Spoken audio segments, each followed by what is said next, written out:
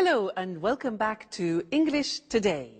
This is DVD 10 and the second DVD of your lower intermediate level. And in this DVD, we'll begin with another 3 episodes of our story, That's Life, followed by our special TV programs where our travel expert will be looking at capsule hotels.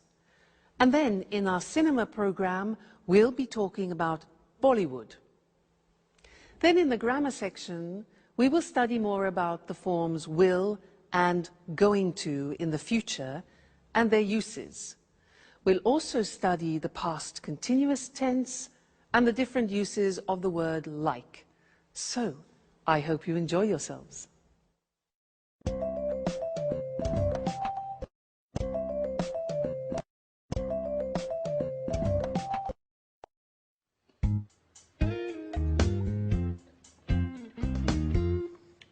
Alice, what are you going to do today? I don't know. Why? Well, I'm going to do some shopping for this evening. Would you like to come along? I'd like to make dinner for Jack's aunt. I also want to invite Sharon and Peter. My lesson is at 3. I don't know what time I'll finish. Well, don't worry.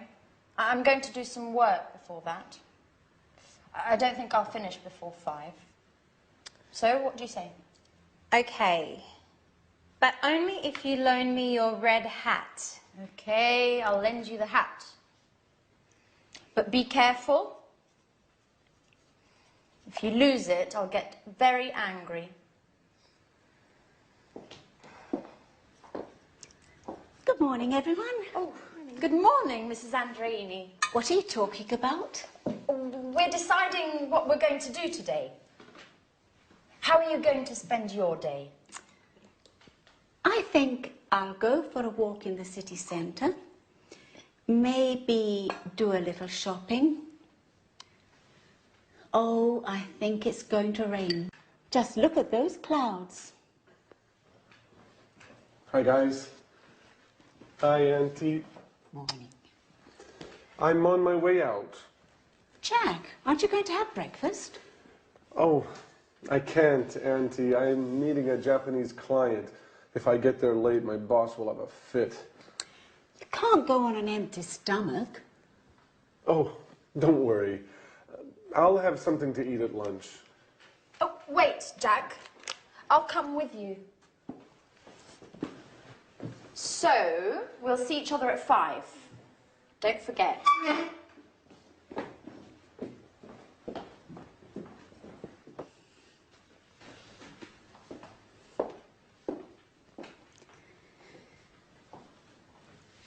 I'm worried about Jack. He's so thin. Maybe he isn't eating enough. Oh, he won't starve if he misses breakfast. He seems so run down and so distracted. He's always thinking about something else. Maybe he's in love. Excuse me a moment. I'll get that.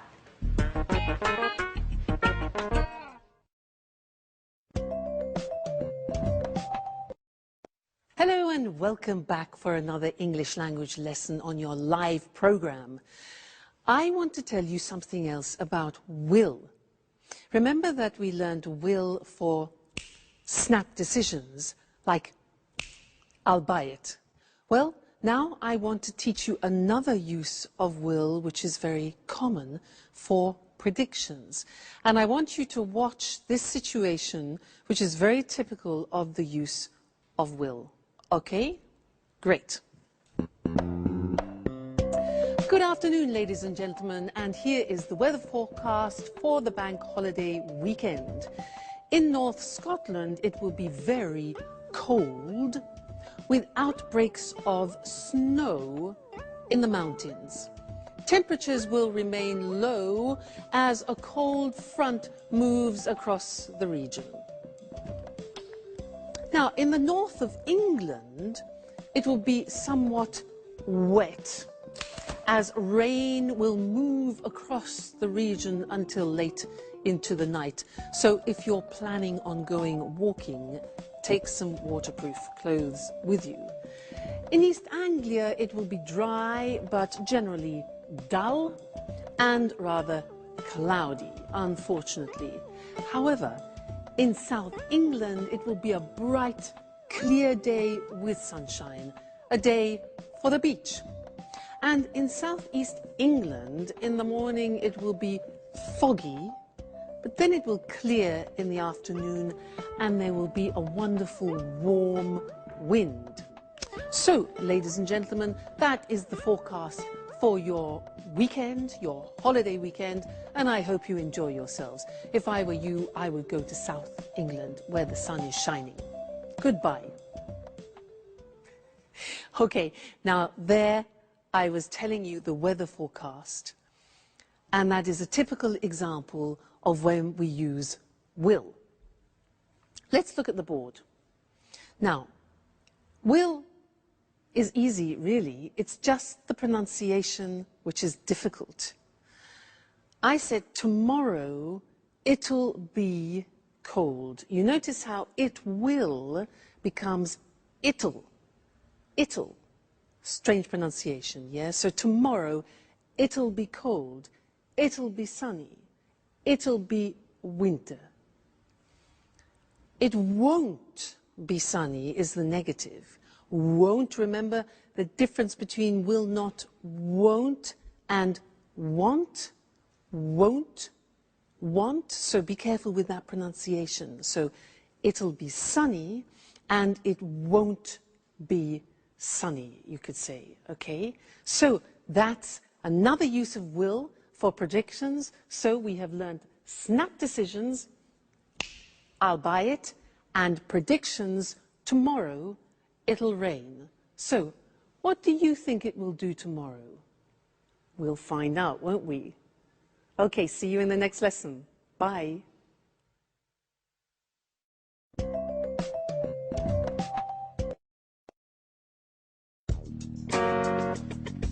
Sharon, this is Jack's Aunt Carolina. It's a pleasure to meet you. I'm Sharon Evans. I live next door. Another woman, and very pretty, I might add. Let me guess, you're Jack's friend too? Who knows why my nephew prefers female friends? Excuse me, I have to go. Sharon, why don't you stay? You can get to know each other better. Sharon, I'm a little worried about Jack. He's so distracted these days. Maybe there's something you know I don't. Me? I don't know anything, really. It's strange. I know his work is going very well. Maybe there's a woman in the picture? Listen, I'm very sorry. As I told you, I don't know anything about it. Now, I really must get going.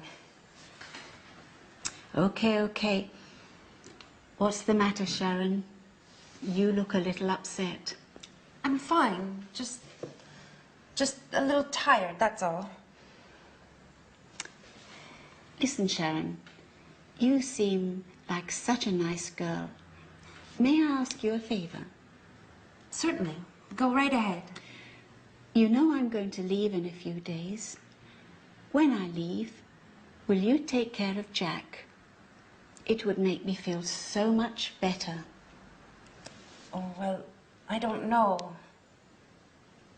I don't know if I can do that. And why not? I'm not really the right person. And I'm also engaged to Peter. We live together. Engaged. That's strange. Why do you say that? Because love is joyful, my girl. And you seem, well, you seem so unhappy.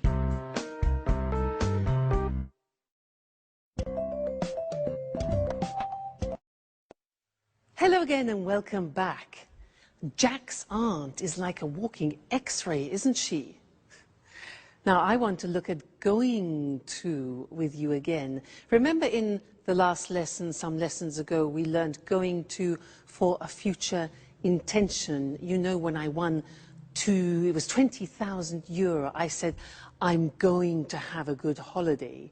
Well, I want to look at another use of going to now, which is for inevitable results. Let me give you an example. If I take this jug and this glass, and I start pouring water like this into it, right I say stop, it's going to overflow. You can see it happening, and the result is inevitable. So this is another situation when we use going to. Let me give you some other examples. For example, let's think football. Yeah, you see the umpire, the referee. You see the referee, yeah? He does this. Red card. Inevitable result is he's going to send off a player. Red card. Look at this.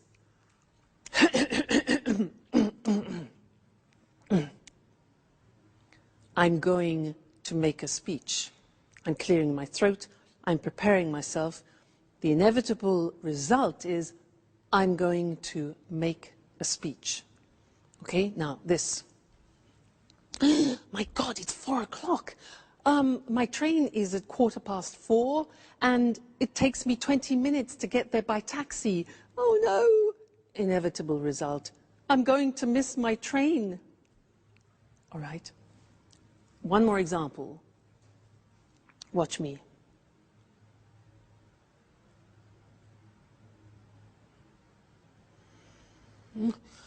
I'm going to fall asleep. That's the inevitable reaction. Okay, so I want to look at those with you on the screen now. Let's have a look. So before we said that we use going to for future intentions, so let's remind ourselves of that. So I'm going to learn Portuguese, for example, or he's going to make a speech. These are intentions, okay?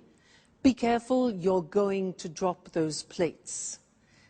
Okay, so when it's an intention, you often think about the plan, you've planned it before. Remember that? I'm going to go on holiday, I'm going to buy some beautiful plates. It's all planned and programmed. But going to, in this situation I showed you, is for something you see is about to happen. So, I look at my clock. I'm going to miss my train. The referee's going to send him off the football pitch, for example. Be careful.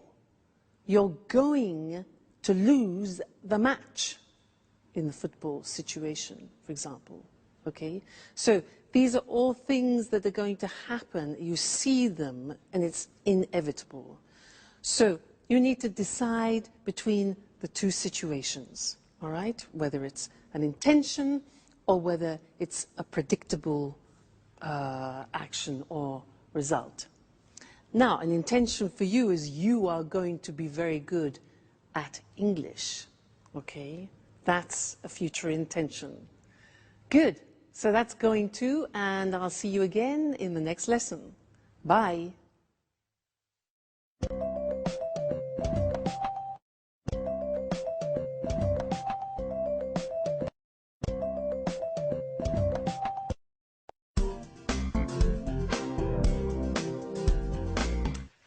Hello, Anne. You're very beautiful this evening. Come on. Would you like a nice big kiss? But, Peter, are you crazy? What's the special occasion? I'm so happy. I'm elated. But you're never like this. What's happened? Do you remember that famous director who was at my performance? What did he look like? You know, that tall, well-dressed man, about 50 years old. He looked like Clark Gable. Oh, yes. Now I remember. Well, he said he wanted to direct a musical in Japan. Yes? And? But so what? And he said he wanted me to do an audition. Yes? But I can't stand the suspense. What about him? Well, today, I auditioned. And listen to this, Anne. He wants me to go with him to Japan. Oh, congratulations, Peter! That's fantastic. I'm so happy for you. Oh, now tell me everything. What was the audition like? I was very nervous. At first, he asked me to sing. And then he asked me to act like a snob. You know, they're putting on My Fair Lady, and they're looking for an actor to play the professor of pronunciation. Remember, this professor transforms a simple flower girl into a high society star. Oh, wow! A leading role! You are perfect for the part. But you like wearing fancy scarves. You enjoy using a superior tone of voice. And are you going to move to Japan? Of course. I'm so excited about the idea of living there. I wonder what it will be like. What does Sharon think about all this? Well, she doesn't know yet. You know, she's so moody. I need to find the right words. Anyways, all I can think about now is celebrating. Do you want to go dancing? But you hate dancing, Peter. I know, but I want to be crazy tonight. Put on your best dress. I want you to look like Sophia Loren. Hey, what's happening here? You're kissing each other. Alice, now hold on. I'm leaving for Japan. For Japan? What are you going to do in Japan? I'm going to act in a great musical. My Fair Lady. That's amazing. And when are you going to leave? I don't really know yet. I think we're going to leave in 2 or 3 weeks, at the most. And what does Sharon think about this? Sharon? Sharon? All you want to know about is Sharon. I imagine she'll be very pleased to come with me. At any rate, it's time to party. We're going dancing. Would you like to join us? Dancing? Why aren't you always like this? Going to Japan is making you much more fun.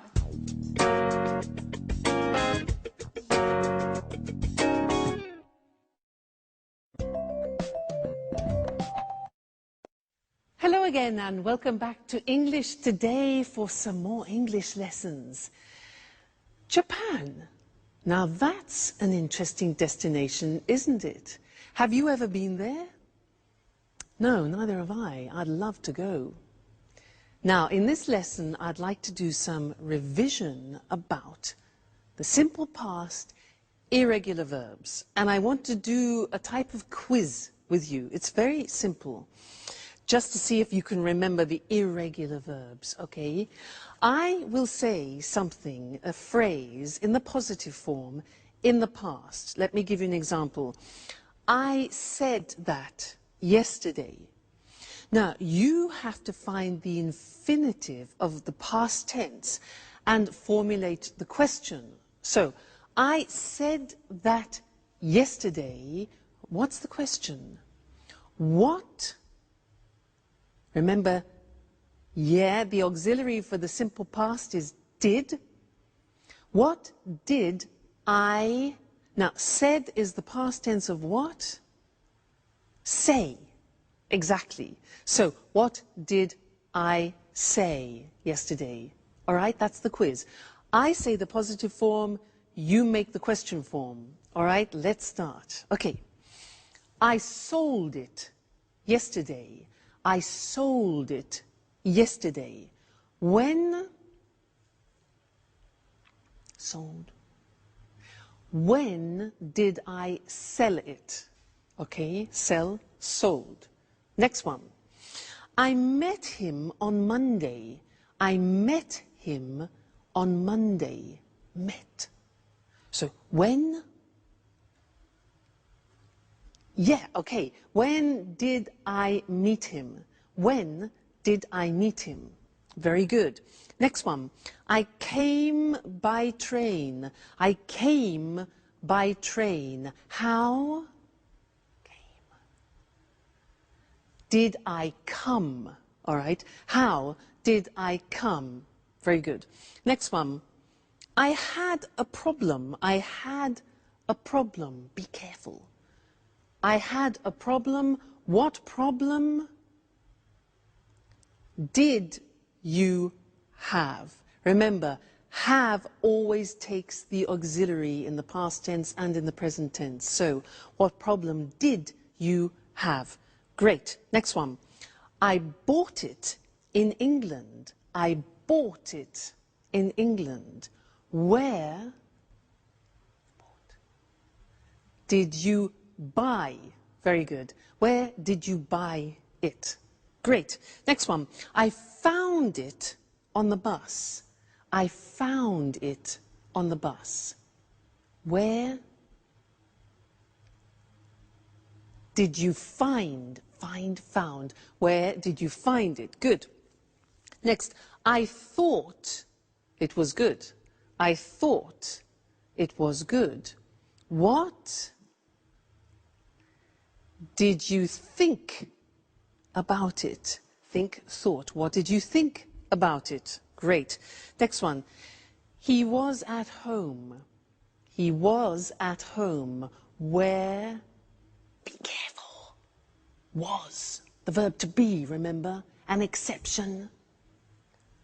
Where did he be? No, you can't use the auxiliary with the verb to be. So, he was at home. Where was he? Okay, so don't forget that. The verb to be is an exception, doesn't use auxiliaries. Right, next one. I flew by British Airways. Flew. How did you fly? Okay. I saw the film yesterday. I saw, S-A-W, the film yesterday. When? Did you see the film? Okay, great, we're getting good. I drank some wine. I drank some wine. What did you drink? And the last one, I took an aspirin. Took, T-O-O-K. I took an aspirin. What did you take? Fabulous. Let's go and look at those on the board now quickly, just to remind you also of the spelling, all right? So, I said that yesterday. What did you say? Said, infinitive, say. I sold it yesterday.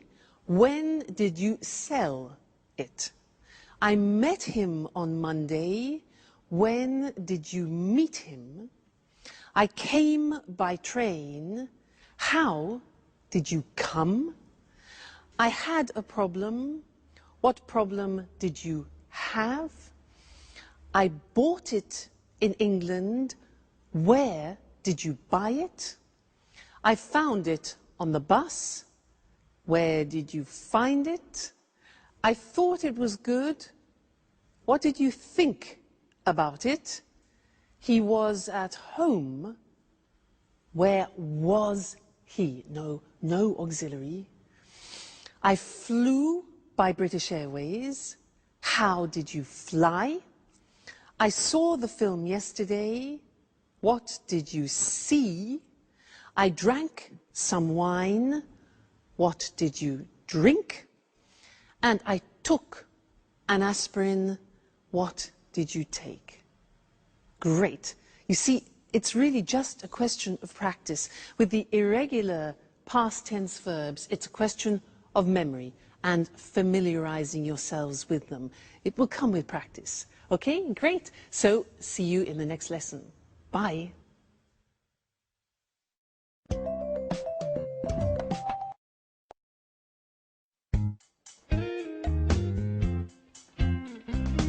Hi, everybody. Wow. I'm really pleased to see everyone dressing up like this for me. Ha ha. You'd like to be the center of attention, wouldn't you? Well, of course. And that color really suits you. And Alice, made up like that, you look much older. What's happening anyway? Why are you all so elegant? Did I forget something? No, Jack. We're going out to celebrate with Peter. He's going to play a role in a musical. And he's moving to Japan. To Japan? What does Sharon think about all this? She doesn't know. Anyway, according to Peter, she'll be ecstatic about the idea of moving to Japan. Moving to Japan? What does Sharon have to do with Peter's musical anyway? Well, you know how it is, Jack.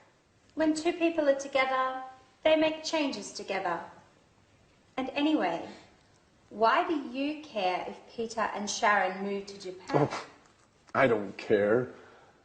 But I really don't think that Sharon is going to be happy about moving to Japan. That's what you think.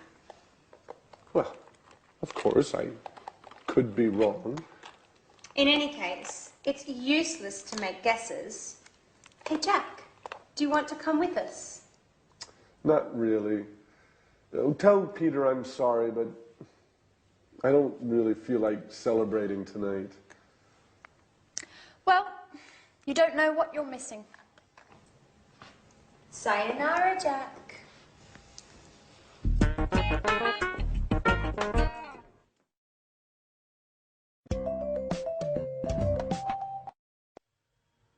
Sayonara.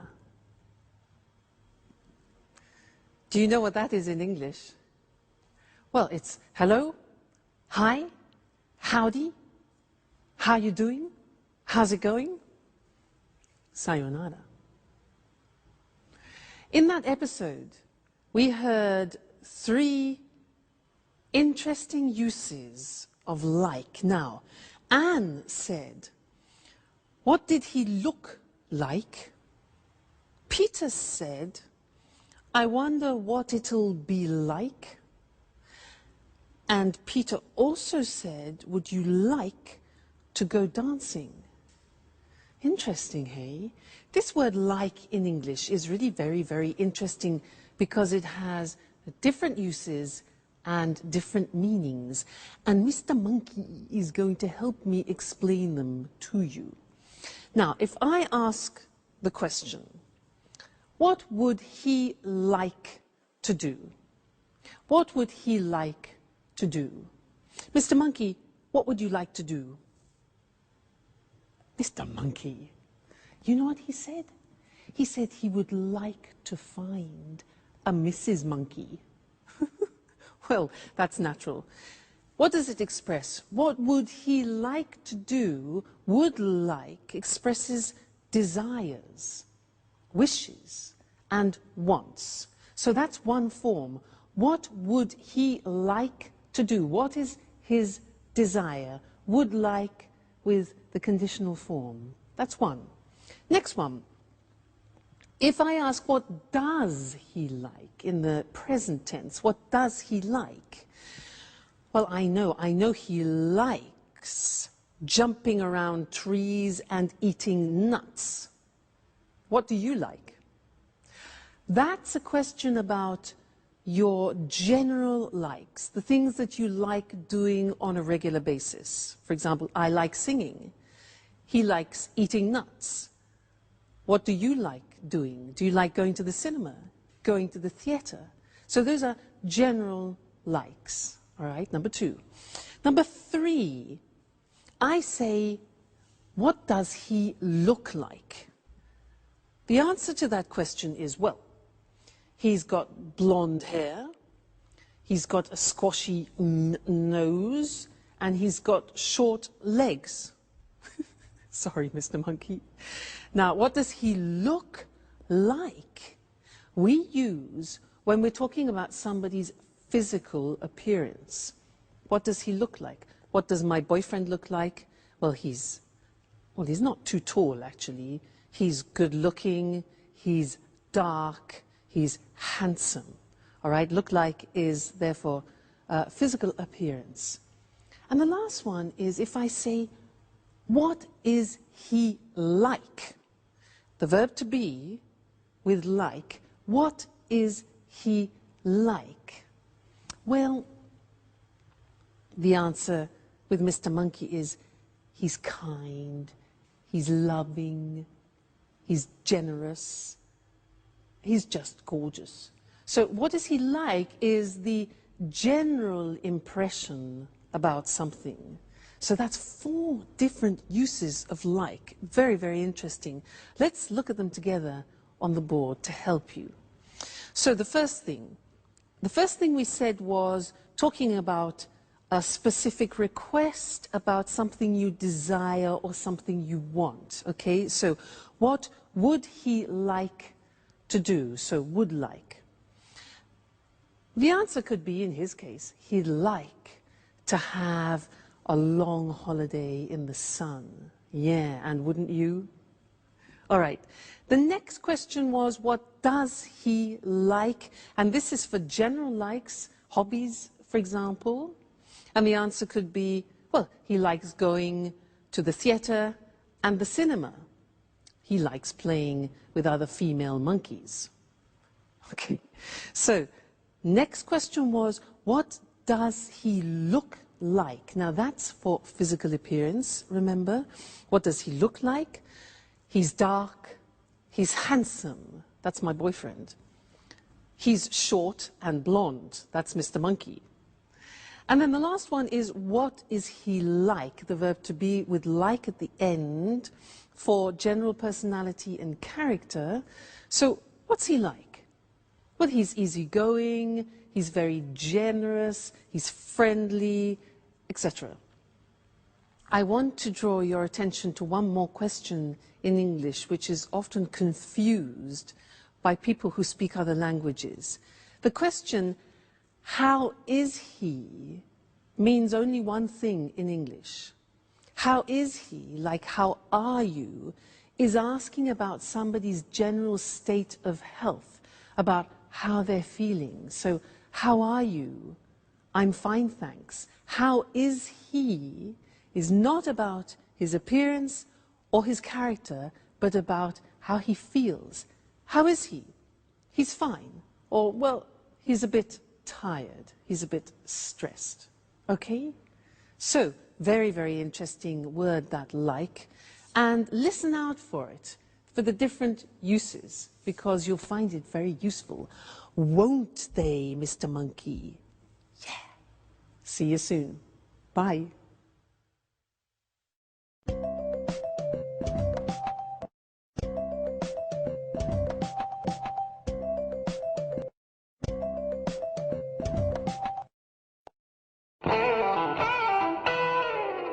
Yes, sure. Okay, 4 o'clock is fine. I'll see you later. Bye. Who are you speaking to, Sharon? To the museum I sent my CV to. I'm going to have an interview this afternoon. Ah, great. But I really don't understand why you're in such a rush to find a job. You know very well I don't enjoy being a tour guide. Now, let's get back to us. Where were you last night? You didn't get home until 3 in the morning. I was out with Anne and Alice. Listen, Sharon, I have to tell you something very important. What's the matter, Peter? Is something wrong? Well, not really wrong, but yesterday, remember when I was waiting for you outside the gym? You saw that director, didn't you? The one who wants to put on a musical in Japan? Yes, that's the one. Well, he asked me to audition. And? Well, we had a meeting, and the audition went very well. It's a shame you weren't there. I was fantastic. Let me tell you what happened. Firstly, when I arrived, they were rehearsing the first scene of My Fair Lady. A girl was selling flowers in the street, and people were passing by without noticing her. Two men were watching the scene, laughing all the while. Then I sat down because I didn't want to interrupt anything. After that, all of a sudden, the director noticed me. He called out to me and asked me to play one of the roles. And here comes the best part. Finally, while I was singing, he interrupted me and he shouted, "Great, my boy! The part is yours." Can you believe it, Sharon? I got the leading part. I'm really happy for you, Peter. You should be happy for both of us. Why is that? Because we're going to leave for Japan in 2 or 3 weeks at the most. You'll come with me, won't you, Sharon? Japan? But how? This is such a surprise. I don't know, Peter. I certainly wasn't expecting this. What's the problem? A change will do us both good. What's keeping you here? You don't seem happy with your work. That's true. I wanted to change, but I certainly wasn't expecting this. This is so sudden. I'm completely confused.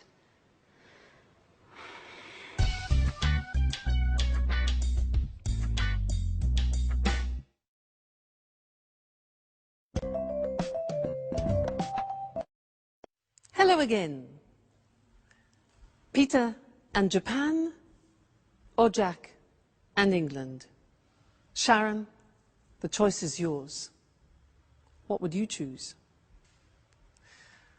Now, there was something that Peter said in that episode which is interesting and that I'd like to teach you now.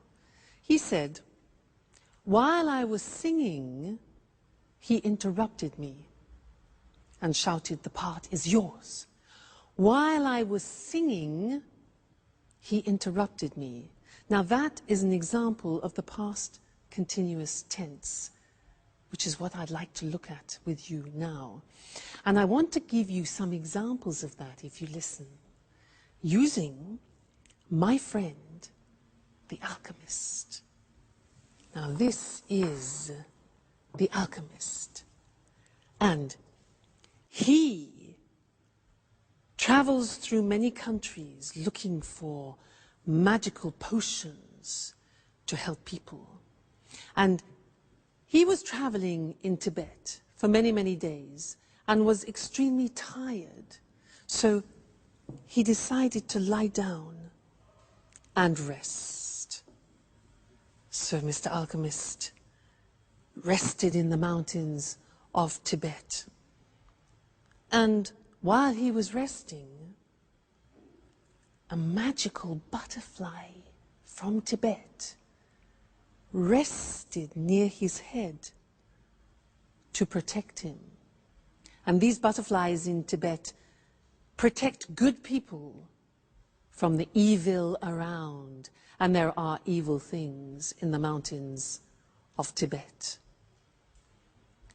So, while he was resting and regaining his energy, suddenly a ferocious lion appeared and saw the alchemist and the butterfly resting and thought, "Ha-ha, a great two-course dinner, a starter and a main course." As he was preparing to attack, the butterfly saw him but didn't move. As the lion was getting closer, suddenly the butterfly turned and cast a spell on the lion, and the lion bit off his tongue and died. That was the end of the lion. And the alchemist survived. Let's look at the language that I use there, the past continuous. Now, the past continuous, as I said before, is a tense that we use when an action is continuing and is sometimes interrupted by another action. Look at the example. He was sleeping when the lion attacked. She was working when it happened. Now, you noticed it's I was, you were, he, she, it was, we were, you were, they were, plus the infinitive form and ing. So, she was working when it happened. We were watching TV when he phoned. They were relaxing when the lights went off. Now, the negative form is easy because you put the auxiliary into the negative. I wasn't concentrating when I dropped it. You weren't listening when the teacher explained it. You weren't. Check the pronunciation there. It wasn't working when I switched it on. The question form, you take the auxiliary and the subject form. What were you doing when he phoned? What were you doing? Where were you going when the news arrived?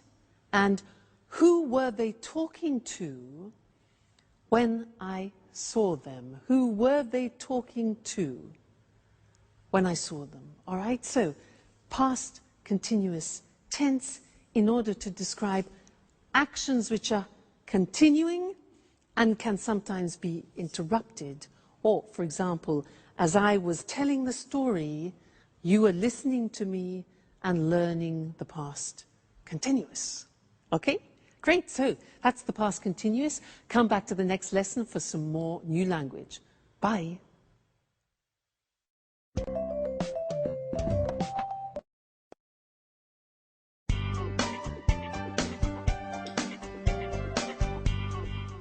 Hi, Anne. What's that smell? What are you cooking? I'm cooking roast beef. Wow, I'm starving. You know, my sweet Anne, I was thinking about you today, about how you take care of Alice and me. You were fantastic. It's something I've been wanting to tell you for a long time. Come on, Jack. Stop it. Stop making fun of me. Oh, but it's true, Anne.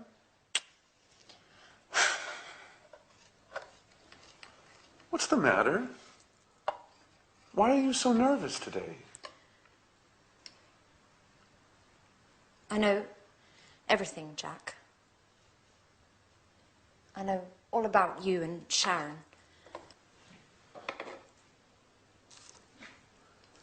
And what is it exactly that you know?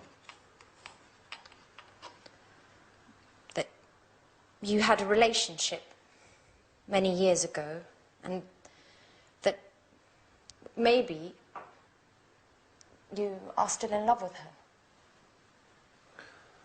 And how did you find this out?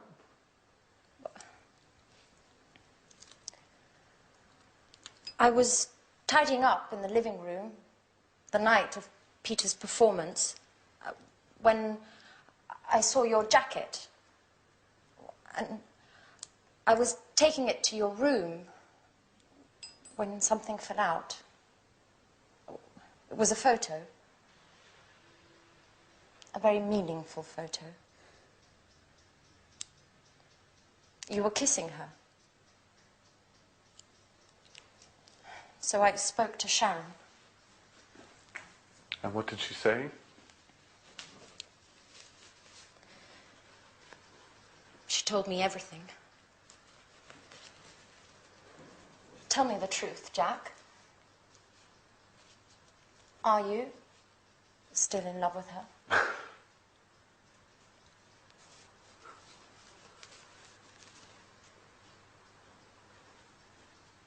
Well,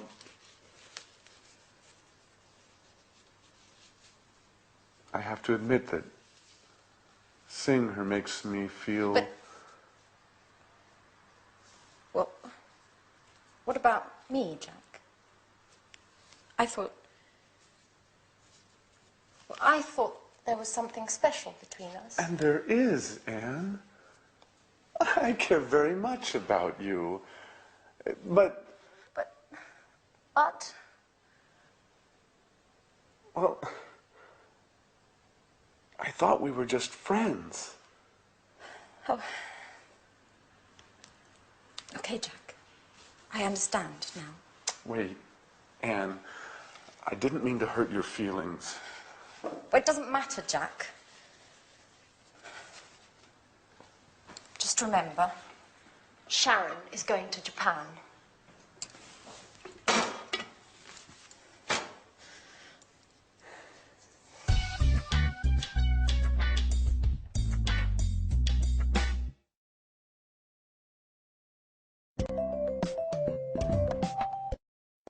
Hello again and welcome back for some more English. In that last episode, there were some interesting sentences. Jack said, "Why were you so nervous?" Why were you so nervous? This word so plus an adjective. And Sharon said, "This is such a surprise." Such. Those are the words I want to look at with you now. So and such. Now, I want to illustrate them by telling you something about a holiday that I went on. Listen to how I use them. Now, in front of me, I have some objects which I found when I went to Tibet. I had a fantastic holiday in Tibet. It was so interesting. And we visited the monasteries there, which was so huge and so beautiful. And inside the monasteries, we met some monks. Now, there aren't actually many monks left in the monasteries anymore, but they were very interesting and so special. And we saw this instrument. This here is an instrument. And look, if you can open it, it's so strange. Look at this. And it's so long. And it's actually so difficult to blow. I'll try. Listen.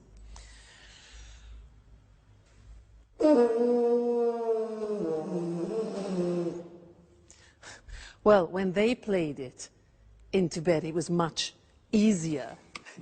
Anyway, so interesting, this. So they have these instruments. And the monks wear these hats, look. Look. Oh, so strange, hey? Look at them. Very strange. So, or very interesting. And in Tibet, obviously, the temperatures are low, and the Tibetans have a special type of milk. And this is a container where they keep the milk. And the milk is yak milk. It comes from these unusual cows with long hair and horns that make this milk, yak milk, which is so unpleasant if you're not used to it.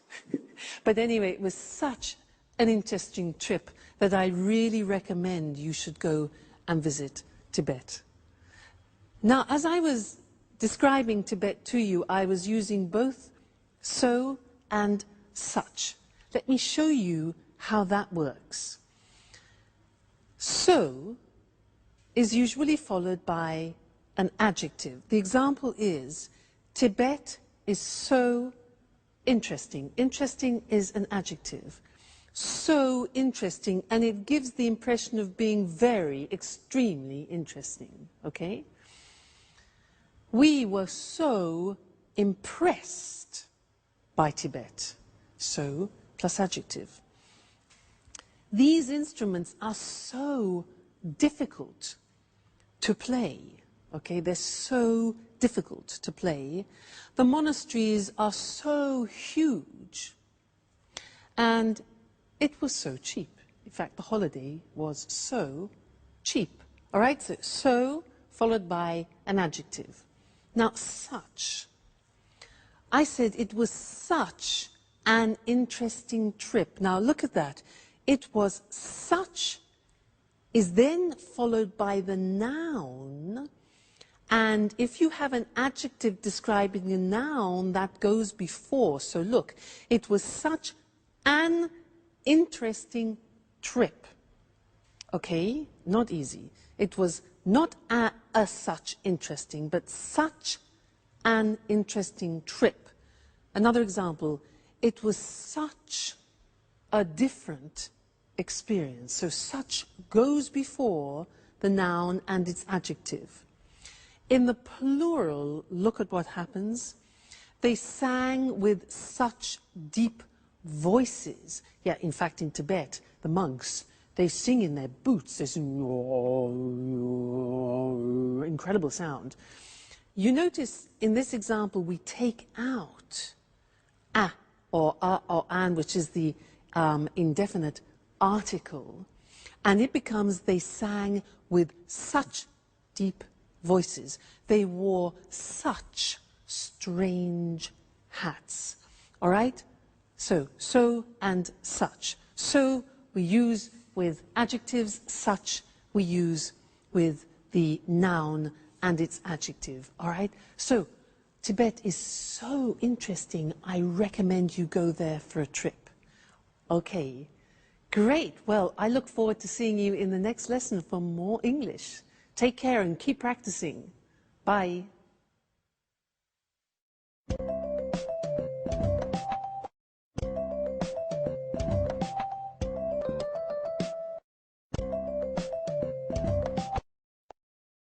Good morning. Welcome to this week's edition of the Travel Programme, and welcome to Christine Oteng, our travel expert. Good morning, Lucy. Well, Christine, statistics from the International Tourist Office show that Japan is the in destination at the moment for holidays. That doesn't surprise me. Japan's a fascinating country. Yes, I'm sure it is, but tourists do worry about high prices in Japan. It's true, Japan can be expensive, but there are ways to save money. Visitors can save on accommodation, for example. What do you have in mind? Well, I'm thinking of capsule hotels. There are lots of them in Tokyo and in other Japanese cities. What on earth is a capsule hotel? It's a low-budget hotel. It doesn't have bedrooms. Instead, it has capsules. You sleep in a capsule. This is a plastic box, 2 meters long, 1 meter wide and 1 meter high. Incredible. It sounds like a coffin. Yes, but they're more comfortable than a coffin. There's everything you need. A bed, a control panel for the light and heating or air conditioning, a small TV near your feet, a radio and an alarm clock. Don't tell me there's a shower too. Yes, there is a shower, but not in the capsule though. You share showers and toilet facilities with other guests. And how much does it cost? About 25 euros a night. Capsule hotels are really for office workers who miss their trains home at night, but tourists can sleep there too. Amazing. And only 25 euros. Do you think that an idea like that could work in Europe? Absolutely. In fact, there's at least one capsule hotel already in London. Does it have capsules too? No, it doesn't. There are traditional rooms, but they're very small. They're about 7 square meters. Many of them don't have a window, and there isn't a wardrobe, just 2 coat hangers. You need to pay extra to watch TV and to have your room cleaned. But there is a double bed and an ensuite bathroom with a shower, toilet and wash basin. And how much does it cost in London? A room costs about 40 euros a night. But if there's a lot of demand, the room can cost more. You see, the hotel uses the concept of low-cost flights. And the earlier you book, the cheaper it is. So, if you book at the last minute, you pay more. That's it. Well, there are some interesting travel ideas there. If you're looking for a cheap place to stay in central London, you could try a capsule hotel. But remember to book early. On the other hand, if you're visiting Tokyo, why not spend a night in one of those capsules? It'll certainly be an unusual experience, and you'll save some money too. Thanks, Christine. It's a pleasure. Goodbye. And goodbye to all our travellers. See you next week.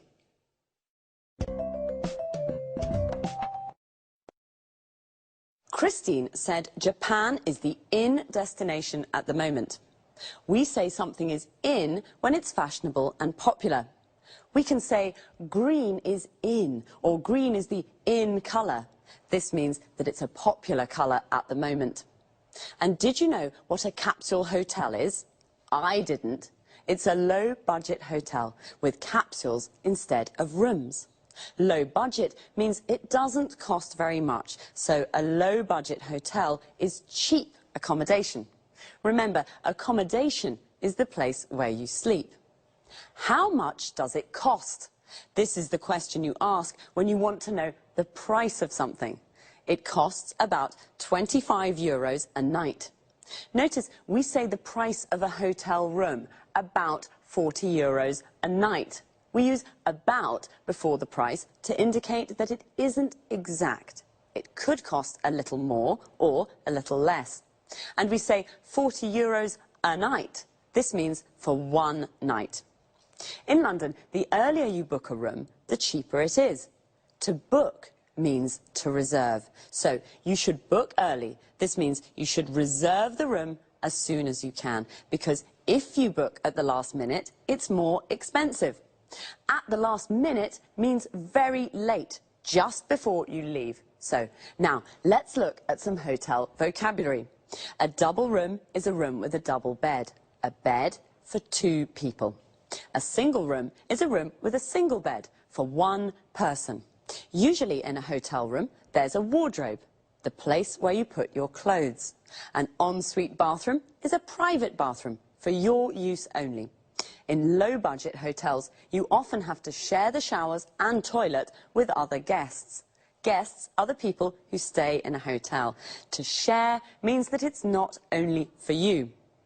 When it's cold, you use the heating to make a room warm. In summer, when it's hot, you use the air conditioning to make a room cool. That's all for this time. Take care and see you next week.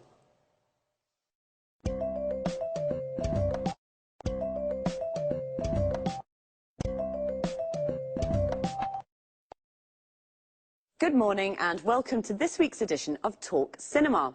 And welcome to Sanjeev Gupta, our cinema expert. Hi Lucy, and hello everyone. Well, Sanjeev, what are we talking about today? Bollywood. I'm sure you're a real expert, Sanjeev, and a fan. Absolutely, I adore Bollywood films. You know my brother's a director in Mumbai. Interesting. First of all, let's explain to our viewers what Bollywood is. Of course, Bollywood's the name given to the Indian film industry. It comes from Bombay and Hollywood, Bollywood. Bombay's the centre of the Indian film industry. Bombay's now called Mumbai, but the name Bollywood is still used. As you seem to be such an expert, I can ask you lots of questions. Fire away. How many films are made in Bollywood each year? About 800, the same as the number of films that are made in Hollywood. Wow, filmmaking's a really big business in India. That's right. Did you know that 14 million people in India go to the cinema every day? 14 million every day? I don't believe it. That's a huge number of people. That's right. There are lots of people in India, remember, but even so, it's a large number of cinema goers. It certainly is. But tell us, is it true that Bollywood's now becoming more known internationally? Yes, it is. Many people from India now live overseas, especially in the UK and the USA. Today, in the UK, Bollywood films are screened in normal cinemas and are also broadcast on TV. The films are becoming popular with new audiences. Also, you know, Hollywood's beginning to copy Bollywood.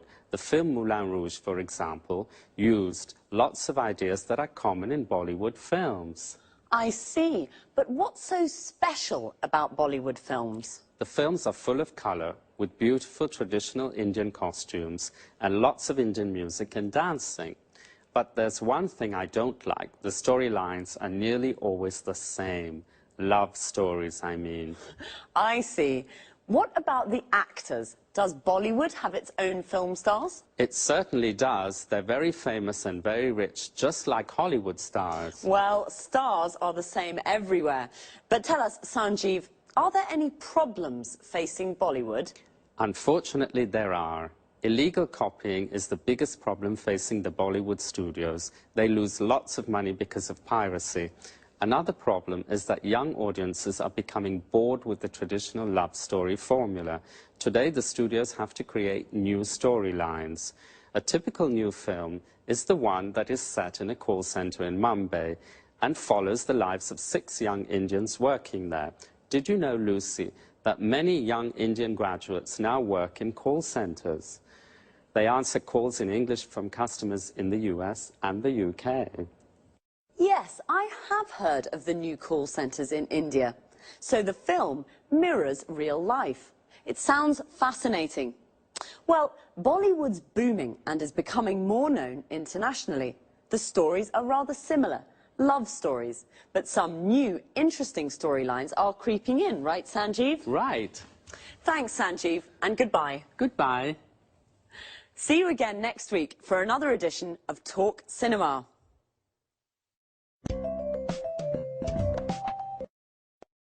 So, Bollywood is booming. We say something is booming when it is growing quickly and becoming successful. Bollywood is the name of India's film industry. The film industry is everything connected with making films. The music industry is everything connected with making music. Sanjeev said that Indian films are screened in cinemas in the UK and broadcast on TV. We say that a film is screened in a cinema, which means it is shown there, and a film is broadcast on TV means it is shown on TV. Well, I didn't know there were so many cinema goers in India. A cinema goer is a person who goes to the cinema to watch films. Are you a cinema goer? Do you like love stories? A love story is a story about love. Most Indian films are love stories. In fact, the storylines are nearly all the same. A storyline is how a story develops. So the storyline of a film is what happens in the film. The audience is all the people in the cinema watching a film. In a theatre, the audience is the people watching a play. Young audiences in India are bored with love stories. This is a problem Sanjeev mentioned. He also said illegal copying and piracy are problems. Illegal copying is when somebody copies a film without permission. It is illegal. And piracy is when people sell the illegal copies. Bollywood studios lose money because of illegal copying and piracy. It's a problem for film and music industries all over the world. Do you remember the expression Sanjeev used when I told him I had lots of questions for him? He said, fire away. This is an informal way of saying, ask me those questions. Bye for now. See you next week.